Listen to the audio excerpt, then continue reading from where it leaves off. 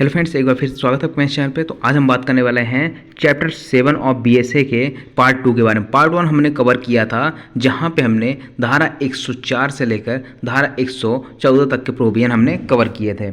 आज जो हमारा सेशन होने वाला है वो है आपका धारा 115 से लेकर धारा 120 तक के प्रोविजन के बारे में, जहाँ पे हम बात करेंगे कि डाउरी डेथ की जो प्रिजम्पशन ली जाती है किस तरीके से ली जाएगी, यानी डाउरी डेथ जो होती है उसकी उपधारणा कैसे कोर्ट लेगा। अगर कोई स्त्री आत्महत्या कर लेती है तो उसके दुष्प्रेरण की उपधारणा किस तरीके से की जाएगी, ये सारी चीज़ें आप आज के सेशन में देखने वाले हैं। इस वीडियो को लाइक करें, हमारे चैनल को सब्सक्राइब कर बेल आइकन जरूर प्रेस करें हमारी न्यू वीडियो सबसे पहले देखने के लिए। अब यहाँ पे अगर हम बात करें तो आपका ये पार्ट 4 है, चैप्टर 7 है और 115 से 120 तक के प्रोविजन आज हम कवर करने वाले हैं। बेसिकली ये जो चैप्टर 7 है वो आपका धारा 104 से स्टार्ट होता है, तो 104 से 114 तक हमने कवर किया है। आप देखिए धारा 115 की अगर हम बात करते हैं तो ये पहले धारा 111A हुआ करता था आपका इंडियन एविडेंस एक्ट 1872 वाले में, यानी पहले वाले में। अब धारा 115 हो गया है। अब यहाँ पे कुछ ऐसे अपराधों के उपधारणा की बात करता है जो आपका उपधारा 2 में बताए गए हैं। तो सबसे पहली चीज़ तो आप ये जान लीजिए कि उपधारा 2 में कौन कौन से अपराध बताए गए हैं। तो उपधारा 2 पहले पढ़ते हैं, तो उसके बाद उपधारा 1 यहाँ पे पढ़ेंगे। तो उपधारा 2 अगर यहाँ पे कहते हैं तो यहाँ पे कहता है उपधारा 1 में निर्दिष्ट अपराध निम्न है। तो उपधारा 1 में जो अभी हमने पढ़ा नहीं है, अभी हम पढ़ेंगे। तो यहाँ पे कुछ 3-4 सेक्शन बताए गए हैं। कौन से? बीएनएस के। पहले आईपीसी के सेक्शन लिखे हुए थे, अब चूंकि यह हमारा नया कानून आ चुका है तो यहाँ पे बीएनएस के सेक्शन आ गए। तो जो आपका सेक्शन 121 हुआ करता था इंडियन पिनल कोड में, अब 147 हो गया है। तो 147 जो बात करता है वो कहता है भारत सरकार के विरुद्ध युद्ध करना या युद्ध करने का दुष्प्रेरण करना। धारा 148 जो आपकी बीएनएस की है, धारा 147 द्वारा दंडनीय अपराधों को करने का षड्यंत्र, यानी कि 147 वाले जो अपराध बताए गए उसको करने का षड्यंत्र अगर किया जाता है। या फिर 149 की बात करें, भारत सरकार के विरुद्ध युद्ध करने का आशय से आयुध संग्रह, यानी कि आयुध संग्रह का मतलब जो वेपन्स यहाँ पे इकट्ठे करना, किस वेपन्स के माध्यम से आप यहाँ पे युद्ध करना चाहते हो, कुछ हथियार आप इकट्ठा करने के लिए क्या कर रहे हो, यहाँ पे युद्ध करोगे ताकि उससे। उसके बाद आता है 150 कहता है युद्ध करने की परिकल्पना को सुकर बनाने के आशय से छिपाना, यानी कि ये जो आपने युद्ध करने की परिकल्पना बनाई है, यानी नियोजन बनाया है, पूरा प्लानिंग बनाई है, उसको आप छिपाते हैं ताकि आपका जो युद्ध करने की तैयारी है प्रॉपर तरीके से एग्जीक्यूट हो सके। तो यहाँ पे ये 150 में दंडनीय अपराध है। या फिर कहें कि धारा 149 से धारा 150 को करने का प्रयत्न या दुष्प्रेरण किया जाता है या फिर आपराधिक षड्यंत्र किया जाता है। ये कुछ अपराध बताए गए हैं भारतीय न्याय संहिता के। अब यहाँ पे अगर हम इन अपराधों की बात करते हैं तो इन अपराधों के बारे में अगर किसी व्यक्ति को पकड़ा जाता है, कोई व्यक्ति यहाँ पे अभियुक्त है, तो फिर यहाँ पे किस तरीके से डील किया जाएगा, तो ये पढ़ते हैं उपधारा 1। जहां कोई व्यक्ति उपधारा 2 में निर्दिष्ट अपराध, यानी कि निर्दिष्ट अपराध कौन कौन से, धारा 147, 148, 149, 150, ठीक है, साथ ही साथ आपराधिक षड्यंत्र। अगर ऐसे अपराध किए जाने का कोई व्यक्ति अभियुक्त है, यानी कि एक्यूज्ड पर्सन है, और इसने अपराध कहाँ पे किया है, ऐसे क्षेत्र में जिससे उपद्रव को दबाने के लिए, यानी कि ऐसे क्षेत्र को जिसको उपद्रव यहाँ पे हो सकता है, दंगा हो, उस दंगा को दबाने के लिए और लोक व्यवस्था की बहाली के लिए, और साथ ही साथ उसे बनाए रखने, लोक व्यवस्था बनाए रखने के लिए विधि द्वारा अगर विक्षुब्ध क्षेत्र डिस्टर्बेंस एरिया अगर घोषित किया गया है। जैसे आप देखते हो जब हमारा राम मंदिर का जजमेंट आ रहा था तो उस टाइम पे कई ऐसे एरिया थे जहाँ पे धारा 144 लागू की गई थी उस टाइम पे। तो धारा 144 क्यों लागू की? हो सकता है यहाँ पे दंगा हो सके, डिस्टर्बेंस एरिया यहाँ पे घोषित कर दिया गया था। तो उसी तरीके से अगर वहाँ पे कोई अभियुक्त तो पाया जाता है, ठीक है, या फिर किसी ऐसे क्षेत्र में जिसमें 1 माह से अधिक की अवधि के लिए लोक शांति व्यापक विघ्न रहा है, यानी कि ऐसे क्षेत्र जहाँ पे 1 महीने से अधिक के समय के लिए लोक शांति यहाँ पे भंग हो गई हो, ठीक है ना, 1 माह से अधिक के लिए, तो यहाँ पर अगर ये दर्शित किया जाता है कि ऐसा व्यक्ति ऐसे क्षेत्र में किसी स्थान पर ऐसे समय पर जब वो ऐसे किसी सशस्त्र बल या बलों के जिन्हों लोक व्यवस्था बनाए रखने का भार सौंपा गया है। अब देखिए जो डिस्टर्ब एरिया घोषित किया गया है तो घोषित तो कर दे, घोषित करने से तो ऐसा कुछ होगा नहीं। वहाँ पे क्या करना होगा, सशस्त्र बलों की जो सेनाएं हैं उनको यहाँ पे अपॉइंट करना होगा, वहाँ पे जाएंगे, तैनात करना होगा।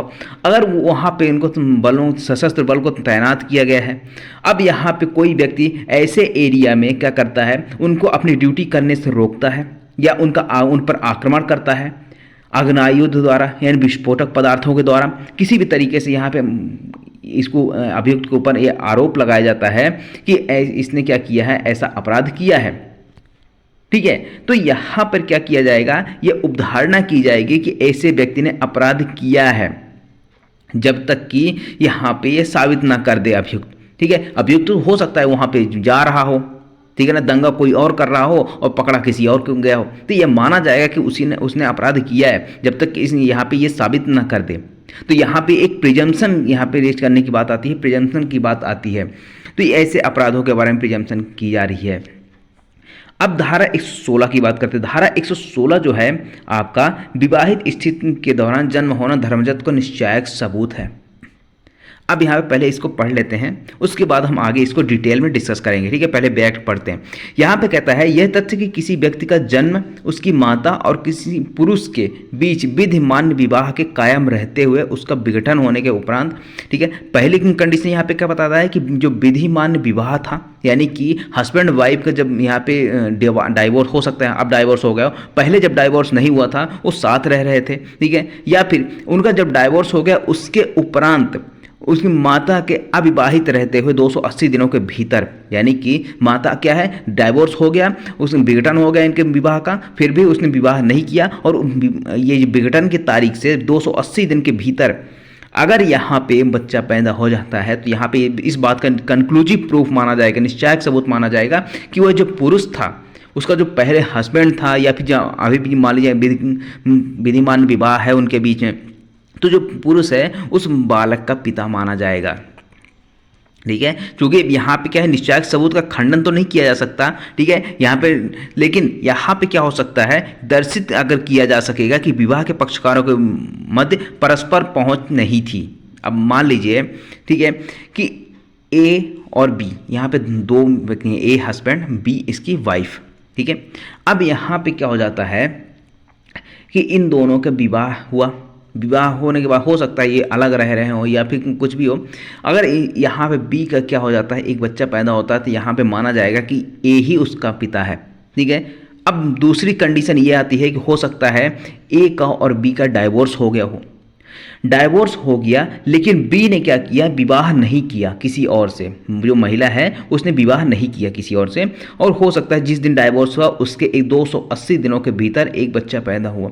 ठीक है ना, ये प्रेग्नेंट हो गई, बच्चा है, तो यहाँ पे अगर ये माना जाएगा कि ए ही इसका पिता है, ऐसी प्रिजम्पशन की जाएगी। यहाँ पे निश्चायक सबूत है, ये कोर्ट यहाँ पे मानेगा कि ए ही उसका पिता होगा। ठीक है, लेकिन ए क्या कर सकता है, ये यहाँ पे ए इस बात का खंडन कर सकता है कि जब यहाँ पे उन दोनों का हस्बैंड ए और बी के बीच कोई रिलेशन ही नहीं बना, सेक्सुअल रिलेशन बना ही नहीं, ठीक है ना, जिससे इसमें बी क्या हो सके, गर्भ धारण कर सके। ये ए हो सकता है कहीं बाहर चला गया हो, यहाँ पे साबित कर सकता है कि मैं तो कहीं बाहर था, यहाँ तो आया नहीं, 6 महीने 7 महीने से तो मैं आया नहीं हूँ, तो ये चीज़ साबित कर सकता है। फिर यहाँ पे साबित करने के लिए ना साक्ष्य देगा, फिर वो अलग बात है कि साक्ष्य से साबित होता है कि नहीं होता, बट यहाँ पे जब तक ये साक्ष्य नहीं देगा तो इस बात का कंक्लूसिव प्रूफ होगा कि इसका जो बेटा हुआ है, बेटी जो भी हुई हो, तो यहाँ पे ए ही उसका पिता माना जाएगा। अब यहाँ पे मेंस में एक क्वेश्चन आया हुआ था 2018 में एमपी में, यहाँ पे क्या था, यहाँ पे क्वेश्चन था कि क्या विवाहित स्थिति में जन्म होना, यानी विवाहित स्थिति में जन्म होना धर्मजत्व का निश्चायक सबूत है, पहला। दूसरा, किसी विवाहित स्त्री द्वारा आत्महत्या के दुष्प्रेरण के संबंध में क्या उपधारणा है। तीसरा, दहेज मृत्यु की क्या उपधारणा है। ये तीनों क्वेश्चन एक ही क्वेश्चन में था, ठीक है ना, ये 3 अलग अलग धाराओं पे, धारा 116, धारा 117, धारा 118, ये 3 धाराएं आपको लिखनी होंगी इस क्वेश्चन में, ठीक है। तो ये 3 धाराओं को एक क्वेश्चन में दिया हुआ था। तो ये हमारा बेसिकली जो सेक्शन है हमारा 116, ये 116 पितृत्व की उदाहरणा की बात करता है, मातृत्व की उदाहरणा नहीं करता। मातृत्व की उदाहरणा क्यों नहीं किया सकता, क्योंकि अगर कोई महिला है, महिला की कोख से अगर किसी का जन्म हुआ है तो उसके ऊपर तो कोई शक जा ही नहीं सकता ना कि इसका बेटा नहीं हो, लेकिन पितृत्व के पिता के बारे में यहाँ पे हो सकता है पितृत्व की उदाहरणा की जा सकती है। तो वही चीज़ यहाँ पे है कि मातृत्व तो एक फैक्ट है कि उस भाई उसकी माता है तो उसी का पुत्र होगा। अब पुरुष कौन सा होगा वो तो डीएनए के बाद पता चल सकता है। अगर ऐसी सिचुएशन आ जाती है कि उस अगर जो पुरुष है वो कहता है कि मेरा पुत्र नहीं है ये, तभी उसको साबित करना पड़ेगा कि उसकी पहुंच वहाँ तक नहीं थी, उसके साथ नहीं थी रिलेशन बनाने की। तो ये सारी चीज़ हो सकती है। तो मातृत्व तो क्या हो जाता है, एक फैक्ट हो जाता है जिसे साबित नहीं किया जाता। लेकिन पितृत्व एक अंदाजा होता है कि हाँ इसी जो पुरुष जो बच्चा पैदा हुआ है उसका पिता कौन होगा, ये अंदाज़ा लगाया जाता है। ठीक है, तो ये साबित किया जा सकता है। अब इसके लिए एक मैगजीम है, ठीक है, कौन सी, पेटर रेस्ट क्वारन न्यूपिटियो डेमोन्स्ट्रेट, ये एक मैगजीम है, ठीक है, लैटिन मैगजीम है। इसका मतलब क्या होता है, ये कहता है कि विवाह जिस व्यक्ति को इंगित करती है, यानी कि जो विवाह हुआ था, जिस व्यक्ति के साथ विवाह हुआ था ना, जिस पुरुष के साथ, तो वहाँ पे उसी का बच्चा माना जाता है। ठीक है ना, बच्चे का पिता कौन माना जाएगा, उसी को माना जाएगा जिसके साथ उसका महिला का विवाह हुआ होगा। ये एक मैगजीम है, ये मैगजीम आती है एग्जाम में, इसको आप नोट करिएगा। तो धारा 116 की बात करें तो धारा 116 के ना दो यहाँ पे उपधारणा की जाती है। पहला कि खंडनीय उपधारणा और दूसरा अखंडनीय। खंडनीय का मतलब कोई निश्चायक सबूत तो है, लेकिन खंडनीय हो सकता ना, अगर खंडनीय का हो सकता है जब परस्पर पहुंच नहीं था उन दोनों के बीच में, जो महिला थी और पुरुष था उन दोनों के बीच में, अगर ऐसा कोई रिलेशन ही, सेक्सुअल रिलेशन बना ही नहीं, ठीक है, तो फिर वहाँ पे ये कैसे हो सकता है कि उसका बेटा होगा या उसका बेटी होगी, ठीक है, उस पुरुष का बच्चा होगा। तो यहाँ पे इसको खंडित करने के लिए साक्ष्य दिया जा सकता है। और अखंडनीय मतलब उसका अगर परस्पर पहुँच था तो फिर वहाँ पे ये अखंडनीय है, ये माना जाएगा। न्यायालय तो मानेगा ही क्योंकि ये कंक्लूसिव प्रूफ है। ठीक है, तो ये चीज़ धारा 116 हो गई। अब धारा 116 के अपवाद की बात करें तो यहाँ पे कहता है 4 अपवाद, ठीक, 4 नहीं, यहाँ पे 3 ही है। ठीक है, पहला कहता है कि परस्पर पहुंच ना हो पाना, अगर हस्बैंड वाइफ के बीच परस्पर ऐसी पहुंच नहीं थी कि जिससे गर्भाधान हो सके, यानी प्रेग्नेंट हो सके लेडी, तो ये पहले अपवाद हो गया। दूसरा आता है पुरुष का, अगर जो पुरुष है जिससे विवाह हो सकता है, नपुंसक हो जाए, इम्पोटेंसी हो उसमें, तो यहाँ पे हो सकता है। तीसरा आता है डीएनए टेस्ट के माध्यम से किया जा सकता है। तो पतंगी बलराम वेंकट महेश बनाम आंध्र प्रदेश 2003 का मामला, ये डीएनए टेस्ट से ही संबंधित है, इसको आप नोट डाउन करिएगा। उसके बाद यहाँ पे एक चीज़ आती है, ये अब बात तो नहीं कहलाएगा, बट यहाँ पे एक ध्यान रखिएगा कि अगर ब्लड टेस्ट और नसबंदी यहाँ पे अनुज्ञेय नहीं है, अगर यहाँ पे जो पुरुष है वो कहता है कि मैंने तो नसबंदी करा ली तो मेरा तो ये बच्चा है ही नहीं, तो ये माना नहीं जाएगा। ठीक है, ये आपका अनुज्ञेय नहीं है, परमिटेबल नहीं है, परमिशन नहीं दी जाएगी इस चीज़ की कि ब्लड टेस्ट करवा लो कि पुरुष का तो ए पॉजिटिव है तो जो बच्चा हुआ उसका तो बी पॉजिटिव, वो कैसे हुआ। ठीक है, यहाँ पे इस चीज़ का यहाँ पे अलाउंस नहीं किया जाएगा, अलाउ नहीं किया जाएगा। आई होप आपको समझ में आया होगा। अब यहाँ पे अगर बात करें धारा 117 की, धारा 117 जो है आपका धारा 113A हुआ करता था। यहाँ पे कहता है किसी विवाहित स्त्री द्वारा आत्महत्या के दुष्प्रेरण के बारे में उपधारणा। अब दुष्प्रेरण की बात की जा रही है, तो आपने सुना होगा अबेटमेंट, आपने बीएनएस में पढ़ा है, बीएनएस में मैंने पढ़ाया हुआ है अबेटमेंट क्या होता है, कितने तरीके से हो सकता है। ठीक है, तो 3 तरीके बताए गए हैं, उकसाकार, ठीक है, किसी को और 2 तरीके बताएं। अब यहाँ पे जो अगर आपको देखना है लेक्चर तो मेरे चैनल पे जाकर देख सकते हो, आपको पूरा का पूरा लेक्चर मिल जाएगा बीएनएस का। ठीक है, साथ साथ अगर बीएनएस की पीडीएफ चाहिए तो आप मुझे इंस्टाग्राम पे कमेंट करके बता सकते हैं, वहाँ पे आपको 399 रुपीज़ आपको पे करना पड़ेगा, उसके बाद आपको पीडीएफ मिल जाएगा। अब देखिए, अब जो बीएनएस की इन 2 धाराएँ हैं, कौन सी, एक धारा आती है धारा 107, ठीक है, और दूसरी आती है धारा 308। 107 और 108 2 धाराएं हैं बीएनएस की। जो बात करता है, धारा 107 कहता है कि किसी बालक की, ठीक है, ये बालक कौन सा, जो 18 वर्ष से कम का होगा। दूसरा आता है अगर कोई ऐसा बालक जो चित्त विकृत है, कोई ऐसा व्यक्ति जो चित्त विकृत टाइप का है, पागल टाइप का है, उसको अगर आत्महत्या करने के लिए दुष्प्रेरित कर रहा है कोई व्यक्ति, 107 में पनिशमेंट मिलती है। वहीं अगर 18 वर्ष से ऊपर का कोई व्यक्ति है तो फिर 108 में पनिशमेंट मिलती है। स्वस्थ चित्त व्यक्ति को आपने उकसाया और उसने जाके आत्महत्या कर ली तो 108 में आपको पनिशमेंट मिलने वाली है दुष्प्रेरण के लिए। ठीक है, कि आत्महत्या के लिए आपने उकसाया और उसने जाके आत्महत्या की। तो यहाँ पे धारा 107 और धारा 108 आपको यहाँ पे इसके साथ नोट डाउन करना है, रीड विथ करना है, ठीक है। अब यहाँ पे ये किसके बारे में है? विवाहित स्त्री के बारे में है, यानी कि ऐसी महिला जिसका विवाह हो चुका है और विवाह के 7 वर्ष के भीतर अगर वहाँ पे आत्महत्या कर लेती है वह महिला, तो फिर न्यायालय के यहाँ पे क्या उद्धारणा करता है? न्यायालय उद्धारणा करता है कि उसको दुष्प्रेरित किया गया होगा आत्महत्या करने के लिए, ठीक है। तो यहाँ पे देखिए कहता है कि जब प्रश्न हो कि किसी स्त्री द्वारा आत्महत्या करना, यानी कि यहाँ पे क्वेश्चन क्या आया है कि किसी स्त्री ने क्या कर लिया है? आत्महत्या कर ली है, ठीक है, उसके पति या पति के नाते द्वारा दुष्प्रेरित किया गया है, ठीक है। तो यहाँ पे क्या आता है कि स्त्री ने क्या कर लिया? आत्महत्या कर ले।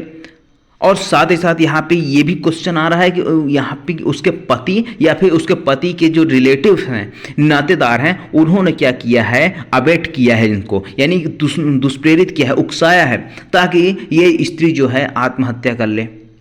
तो ये अब यहाँ पे ये दर्शित किया गया कि उसने अपने विवाह के 7 वर्ष के भीतर आत्महत्या की है, ठीक है। पहली कंडीशन ये हो गई। दूसरी कंडीशन कहता है कि यहाँ पे उसके पति या पति के नाते द्वारा उसके प्रति क्रूरता की गई थी।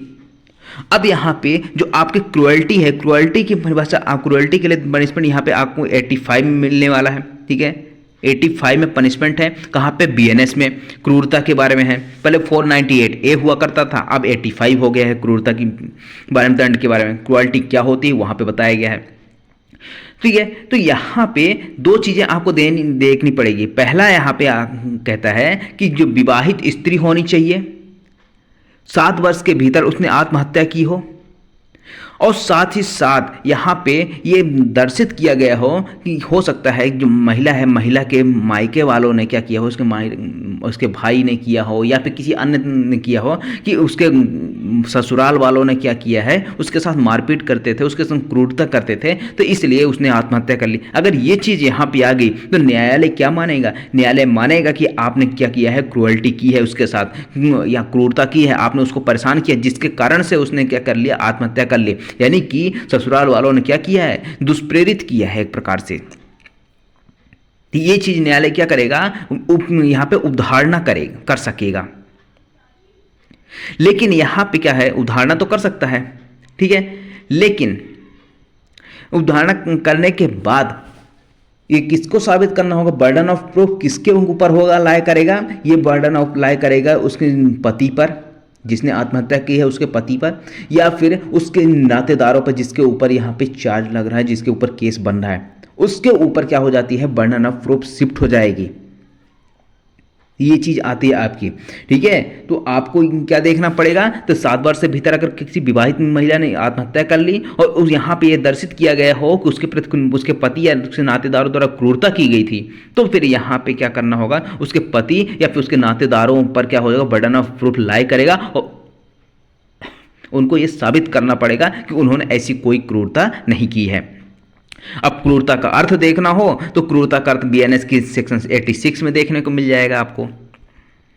उसके बाद आता है दहेज मृत्यु के बारे में उदाहरणा। दहेज मृत्यु के बारे में उदाहरणा की बात करने हैं तो जब प्रश्न यह हो कि किसी व्यक्ति ने किसी स्त्री की दहेज मृत्यु कारित की है, दहेज मृत्यु के बारे में यहाँ पे बताया जा रहा है, ठीक है। तो अगर किसी व्यक्ति यहाँ पे दर्शित किया जाता है, क्वेश्चन क्या आता है कि यहाँ पे दहेज मृत्यु हुई है, यह डाउरी के लिए, दहेज के लिए किसी महिला की मृत्यु कारित कर दी गई, किसी स्त्री की मृत्यु कारित कर दी गई। हो सकता है उसको जला दिया गया हो, यहाँ पे फांसी पे चढ़ा दिया गया हो, यानी कि सुसाइड ऐसे के रूप में दिखाया गया हो, ठीक है।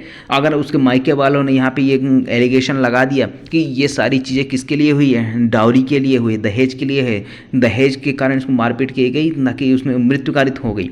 तो यहाँ पे ये सारी चीज़ें अगर होती है तो मृत्यु से कुछ पूर्व अगर यहाँ पे ये दर्शित किया जाता है कि दहेज की किसी मांग के लिए या उसके संबंध में उस स्त्री के साथ क्रूरता की गई थी या उसको तंग किया गया था दहेज के लिए, डाउरी के लिए, तो यहाँ पे न्यायालय क्या उदाहरणा करेगा कि ऐसे व्यक्ति ने दहेज मृत्यु कारित की थी। तो बर्डन ऑफ प्रूफ किसके ऊपर चला गया? बर्डन ऑफ प्रूफ चला गया उसके पति पर चला जाएगा या फिर उसके नातेदारों पर चला जाएगा जिसने क्या किया था? दहेज की मांग की थी, ठीक है। तो दहेज की मांग अगर ऐसा अपराध बनता है ना, तो सीधा सीधा उसके पति के ऊपर केस बन जाता है, उसके ससुराल वालों में उसके ससुर के ऊपर, यानी जो महिला मरी है उसके ससुर के ऊपर, पति के ऊपर, सास के ऊपर, ठीक है, ये हो सकता है उसके ननद हो उसके ऊपर भी यहाँ पे मामला चला जाता है। ये सारी चीज़ें उसके ऊपर केस बन जाता है दहेज मृत्यु का, ठीक है। तो यहाँ पे न्यायालय क्या अवधारणा करेगा, यहाँ पे न्यायालय अवधारणा करेगा सेल्फ प्रिज्यूम है कि दहेज मृत्यु कारित की गई थी, अगर ये कंडीशन फुलफिल हो जाती है कि जब उसके मृत्यु से कुछ पहले क्या किया गया था, दहेज की मांग की गई थी या फिर उसके साथ क्रूरता की गई थी, उसको परेशान किया जा रहा होगा, तो फिर यहाँ पे दहेज, और दहेज मृत्यु का वही अर्थ होगा जो बीएनएस की धारा है 80 में है।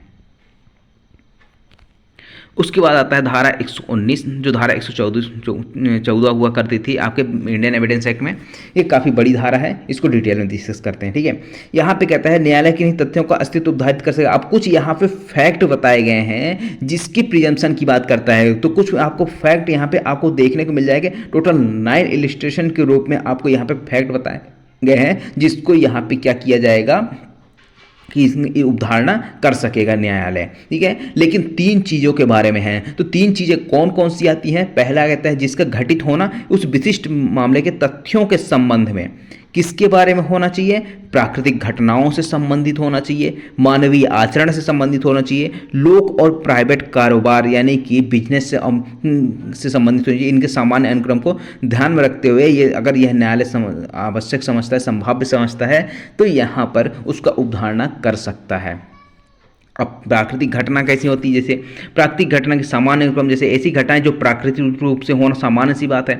अब कोई व्यक्ति कहे कि नहीं ठंडी के बाद यहाँ पे सीधा सीधा बरसात, वो ठंडी के बाद क्या आते हैं सीधा बरसात आ जाएगी, ठीक है, तो ऐसा तो नहीं है। पहले ठंडी के बाद क्या होगी, गर्मी आएगी, गर्मी के बाद बरसात आएगी, फिर ठंड चलेगी। तो यहाँ पे ये सारी चीज़ें, ठंडी में ठंड लगना, ठीक है, गर्मी में लू चलना, ये तो प्राकृतिक घटनाएँ हैं। बाढ़ आ जाना, ये प्राकृतिक घटना है एक प्रकार से। तो ये सारी चीज़ें होती हैं। उसके बाद आता है मानवीय आचरण। मानवीय आचरण कोई ऐसा आचरण जो किसी मानव द्वारा किया गया हो और आचरण जो सामान्यतः मानव द्वारा अक्सर किया जाता हो। अब जैसे यहाँ पे एग्जाम्पल लेते हैं, एग्जाम्पल जैसे ए है, ए को क्या है, चोरी के लिए पकड़ा गया। तो यहाँ पे अगर चोरी के लिए उसको पकड़ा गया तो ये सामान्य सी बात है यार, ये हर मानव का आचरण है कि यहाँ पे ए क्या करेगा, ये मना करेगा कि मैंने चोरी नहीं की है। अगर किया भी होगा तो यहाँ पे तो वो वही बोलेगा ना कि मैंने चोरी नहीं की है, यही चीज़ आती है। तो इसका क्या किया जा सकता है, उपधारणा किया जा सकता है कि इसीलिए चोरी किया। अगर चोरी की प्रॉपर्टी इसके पास पाई जा रही है तो यही चोरी किया है, ऐसी उपधारणा कर सकता है न्यायालय, ठीक है। ये मानवीय आचरण हो गया। अब जैसे मान लीजिए यदि कोई लिव इन रिलेशनशिप में बहुत लंबे समय से रह रहा है, तो यहाँ पे उसके बारे में क्या सामान्य से उपधारणा लगाई जा सकती है कि वो एक हस्बैंड वाइफ की तरह रहते हैं, ठीक है। यहाँ पे जब तक कि इसका ये साक्ष्य नहीं दिया जाता कि वो विवाहित नहीं है, तो यहाँ पे उदाहरण लगाई जा सकती है ना कि काफ़ी लंबे टाइम से एक साथ रहते हैं, ठीक है, एक घर में रहते हैं, तो ये हस्बैंड वाइफ हैं, लिव इन रिलेशनशिप में रहते हैं। तो उसके बाद आता है लोक और प्राइवेट कारोबार की बात करते हैं। तो लोक प्राइवेट कारोबार का मतलब जैसे कारोबार कोई हो गया, जैसे चुराए माल पर जिस मनुष्य का चोरी के शीघ्र उपरांत कब्जा है, जब तक कि वह अपने कब्जे का कारण न बता सके, उदाहरण की जा सकेगी या तो वह चोर है या उसने माल को जानते हुए कि वह चुराया हुआ है फिर भी वह प्राप्त करता है। जैसे मान लीजिए ए का कोई बिजनेस है, ये क्या करता है, सामान खरीदता बेचता है। अब इसने क्या कर लिया, कुछ ऐसे सामान परचेज किए जो कैसे थे, चोरी के थे। हो सकता है इसको पता हो रहा हो या ना रहा हो। अब यहाँ पे जनरली यही उदाहरण लगाई जा सकती है कि जो चोरी का माल या तो इसने चुराया हुआ होगा या फिर ये चोरी का माल ये खरीदता होगा। ऐसी उदाहरण तो लगाई जा सकती है ना, क्योंकि चोरी की प्रॉपर्टी थी। अगर ये प्रॉपर लीगल तरीके से करता तो उसका प्रॉपर बिल लेता कि नहीं लेता। तो इस तरीके से यहाँ पे उदाहरण लगाई जा सकती है कि अगर किसी के पास चोरी का माल पाया जाता है तो यहाँ पे ये उदाहरण लगाई जा सकती है, या तो वह चोर होगा या फिर उसने माल को यह जानते हुए खरीदा होगा कि वो चुराया हुआ है, ठीक है। यदि वो पर्याप्त कब्जे का कारण बता दे तो उसे छोड़ दिया जाएगा, अगर यह नहीं कहता तो नहीं छोड़ा जाएगा। अब जैसे यहाँ पे एग्जाम्पल है, का की मोबाइल चोरी हो जाता है, ठीक है। का क्या हो जाता है, एक मोबाइल चोरी होता है और कुछ महीनों बाद वो मोबाइल किसके पास खा के कब्जे में मिलता है।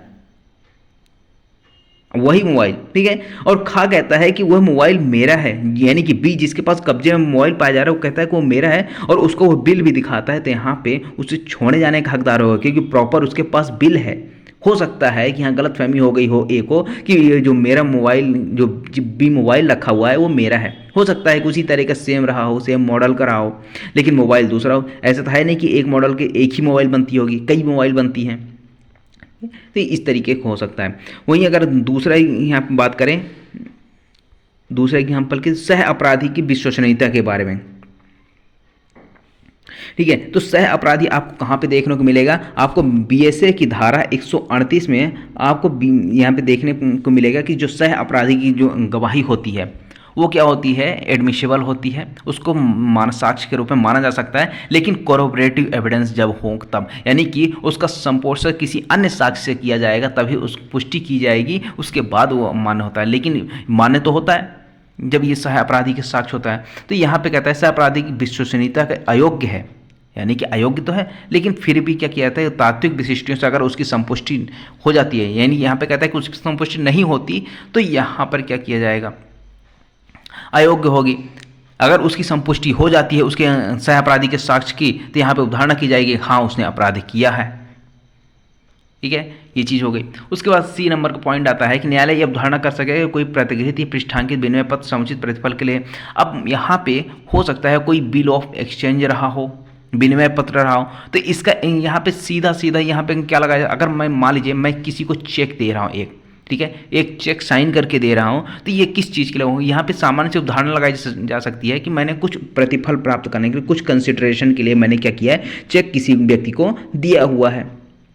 तो ये सामान्य से उदाहरण है कि अगर मैं किसी को बिल ऑफ एक्सचेंज दे रहा हूँ, कोई किसी को चेक दे रहा हूँ, तो कुछ ना कुछ मेरा फ़ायदा होगा, कुछ किसी न किसी कंसिडरेशन के लिए दे रहा होगा, ठीक है। किसी से मान लीजिए प्रॉपर्टी लिए, मैंने उसको चेक दे दिया, तो ये मेरे लिए कंसिडरेशन क्या होगी? कि मेरी जो प्रॉपर्टी मिली मुझे वो कंसिडरेशन हो गया। तो यहाँ पे उदाहरण लगाई जा सकती है कि वो प्रतिफल के लिए होगा। वहीं अगर डी नंबर की बात करते हैं, न्यायालय किसी ऐसी चीज़ या चीज़ों की दशा अब भी जो अस्तित्व में है या अस्तित्व में थी, अर्थात किसी चीज़ को लगातार अस्तित्व में रहने के बारे में उदाहरण कर सकती है। इसको एग्जाम्पल लेते हैं। यहाँ पे क्या है? ये साबित किया गया है कि कोई नदी अमुक मार्ग में 5 वर्ष पूर्व बहती थी। यहाँ पे ये साबित किया जा गया है कि पर्टिकुलर किसी एरिया में यहाँ पे बीच से क्या होती थी? एक नदी बहती थी 5 साल पहले।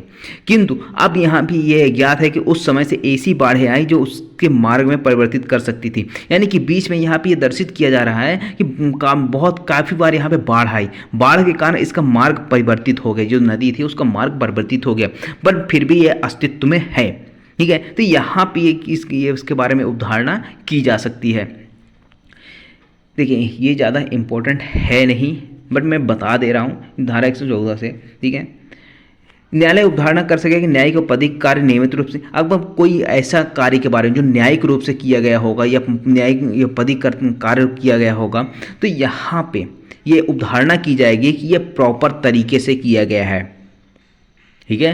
प्रॉपर उदाहरणा कर सकता है कि न्यायिक कार्य जो नियमित रूप से संपादित किए गए होंगे। जैसे मान लीजिए कि एग्जाम्पल किसी न्यायिक कार्य के बारे में प्रश्न यह है कि वहाँ पर उदाहरणा की जा सके कि वह कार्य नियमित रूप से की गई। ये एग्जाम्पल छोड़ दीजिए, दूसरा एग्जाम्पल लेते हैं कि जैसे मान लीजिए कोई कन्फेशन रिकॉर्ड होता है, कन्फेशन स्वीकृति रिकॉर्ड होती है ना, जैसे सीआरपीसी में 164 पे होती थी, बीएनएसएस में कहाँ पे होती है? मुझे कमेंट करके बताओ कन्फेशन कहाँ पे रिकॉर्ड होती है।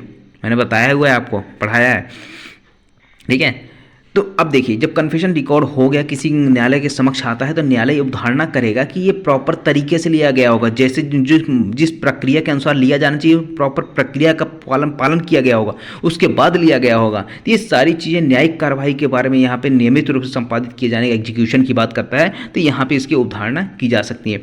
उसके बाद आता है एफ नंबर, न्यायालय उदाहरणा कर सकेगा कि विशिष्ट मामलों में कार्रवाई के सामान्य अनुसरण में किया गया। अगर कोई पर्टिकुलर कोई काम किया गया है जो कारोबार के मामूली अनुक्रम में किया जाता रहा होगा, तो यहाँ पे उसके बारे में उदाहरण की जा सकती है जो संव्यवहार किए जाते हैं। उसके बाद ये नंबर का आता है यदि कोई साक्ष्य किसी व्यक्ति के द्वारा पेश किया जाना था लेकिन वह पेश नहीं करता, तो यह न्यायालय उदाहरण कर सकेगा कि यह साक्ष्य पेश करता तो उसके अनानुकूल होता जो उसका विचारण किए हुए।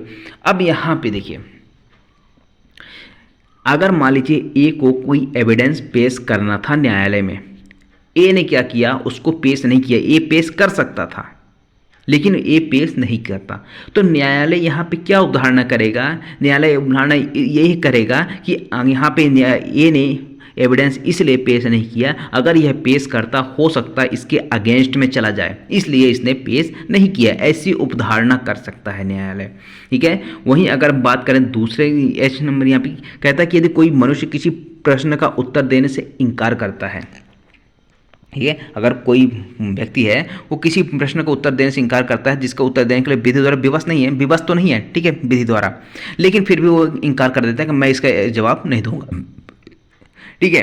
तो न्यायालय यहाँ पे उदाहरण क्या करेगा कि यहाँ पे उदाहरण ये करेगा कि अगर यह व्यक्ति इसका आंसर देता तो हो सकता है इसके अगेंस्ट में जो मामला चला जाता, इसलिए इसने क्या किया कि वो आंसर नहीं दिए, जवाब नहीं दिया, किसी प्रश्न का उत्तर नहीं दिया। तो यहाँ पे इसकी उदाहरण कर सकता है। आई नंबर कहता है जब किसी बाध्यता का सृजन करने वाली कोई दस्तावेज बाध्यताकारी के हाथ में है तब यह बाध्यता का उन्मोचन हो चुका है, न्यायालय ऐसी उदाहरण कर सकेगा। अब जैसे किसी भी चीज़ के बंध पत्र, मान लीजिए यहाँ पे एग्जाम्पल, कोई बंध पत्र बाध्यताकारी के कब्जे में है, यानी कि कोई एक बंध पत्र है, ठीक है, और बंध पत्र किसके हाथ में है, उसके हाथ में है जिसको पालन करना चाहिए था, उसी के कब्जे में है। ठीक है। किंतु मामले की परिस्थितियाँ ऐसी हैं कि हो सकता है कि उसने उसे चुराया हो सकता है ना कि उसने चुराया हो या फिर कहीं और से प्राप्त किया हो। तो इसके बारे में अवधारणा की जा सकती है कि यहाँ पे जो उसका जो बाध्यता था उसका उन्मोचन हो चुका है। यहाँ पे उस होगा, यह है आपका धारा 119। अब धारा 120 की बात करते हैं। यहाँ पे कहता है बलात्कार के लिए कतिपय अभियोजन में सम्मति के ना होने की अवधारणा। अब यहाँ पे पहले मैं समझा देता हूँ, उसके बाद डायरेक्ट पढ़ता हूँ। ठीक है। अब यहाँ पे जैसे ए है और बी, ठीक है, ए बी महिला है, ए यहाँ पे एक पुरुष है। अब यहाँ पे ए के ऊपर एक आरोप लगता है कि इसने क्या किया है, बी का रेप किया है। ठीक है, बी का रेप किया, यानी बी ने क्या किया, एक एलिगेशन लगाया, एफआईआर दर्ज कराई कि ए ने क्या किया, उसका रेप किया। जब रेप किया तो यहाँ पे ये मामला जब साबित हो जाता है कि इसने ए ने तो क्या किया है, ये बलात्कार तो किया है, ठीक है ना। अब यहाँ पे ये बात आती है कंसेंट की। तो ए कहता है कि बी ने मुझे कंसेंट दिया था, यानी सहमति दी थी, बी की सहमति से हमने ये सब किया। अब यहाँ पे बी क्या कर देता है, जो बी क्या करती है, जो महिला है वो मना कर देती है। यहाँ पे पॉइंट वाली बात यही है, ठीक है ना, कि बी क्या कर रही है, बी मना कर रही है कि मैंने कोई सहमति नहीं दी थी। अगर बी ने यहाँ पे ऐसा बोल दिया महिला ने, तो न्यायालय ये मानेगा कि कोई सहमति नहीं थी और ए ने क्या किया है, जबरदस्ती किया है। तो कंसेंट का सवाल आता है, तो कंसेंट में अगर यहाँ पे जो विक्टिम है, पीड़ित है, अगर वो मना कर दे कि हमारी सहमति नहीं थी, तो न्यायालय को मानना पड़ेगा कि ऐसी सहमति नहीं थी। वही चीज़ यहाँ पे कहता है कि बीएनएस की धारा 64 की उपधारा 2 के अधीन बलात्कार के किसी अभियोजन में यदि अभियुक्त द्वारा मैथुन किया जाना साबित हो जाता है, यानी कि उसके द्वारा सेक्स किया जाना, इंटरकोर्स किया जाना से ये साबित हो जाता है, तो फिर यहाँ पे प्रश्न यह है कि क्या उस स्त्री की जिसके बारे में अब कथित किया गया है कि उससे क्या किया गया है, बलात्कार किया गया है, सहमति के बिना किया गया है, और वह स्त्री न्यायालय के समक्ष ऐसा साक्ष्य में दर्शित करती है, यानी कि वो एविडेंस में बताती है कि क्या बताती है कि मेरी कोई सहमति नहीं थी, तो न्यायालय क्या करेगा, उपधारणा करेगा। यहाँ पे सेल प्रिज्यूम की बात करता है। सेल प्रिज्यूम है कि उसने सहमति नहीं दी थी। अगर मैथुन की अगर परिभाषा देखनी हो तो आप बीएनएस के सेक्शन 63 में वर्णित जो कार्य है उसको आप देख सकते हो, वो समझ में आएगा। तो यहाँ पे आपको समझ में आ जाएगा कि मैथुन क्या होता है, इंटरकोर्स क्या होता है। ठीक है, आई होप आपको ये पूरा समझ में आया होगा। तो मिलते हैं अगले लेक्चर में, तब तक के लिए देखते रहे हमारे चैनल, बने रहे हमारे चैनल के साथ और शेयर करें अपने दोस्तों के साथ।